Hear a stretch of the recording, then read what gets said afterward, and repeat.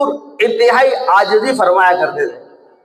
فتح مکہ کے موقع پر آپ صلی اللہ علیہ وسلم نے ہزاروں کے لشکر کے ساتھ مکے میں داخل ہوئے۔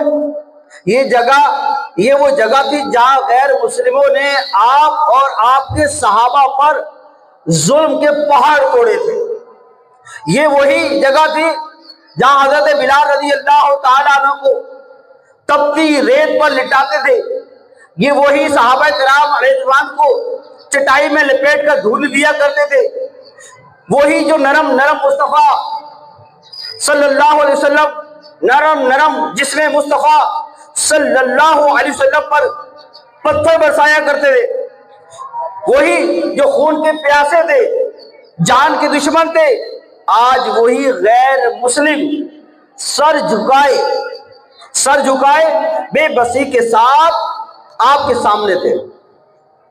پیارے آقا و مولا احمد مجتبیٰ تاجدار ختم نبوت صلی اللہ علیہ وآلہ وسلم کا فاتحانہ شان کے ساتھ مکہ میں داخل ہو رہے تھے۔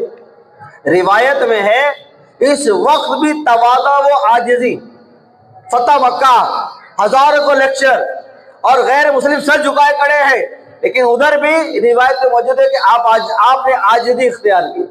آپ نے عاجزی اختیار کی کہ سبب آپ نے سر پاک کو نیچا کیا۔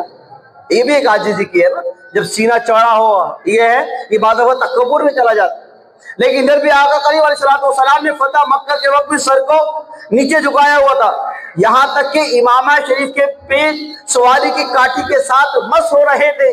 پیارے اسلامی بھائیوں،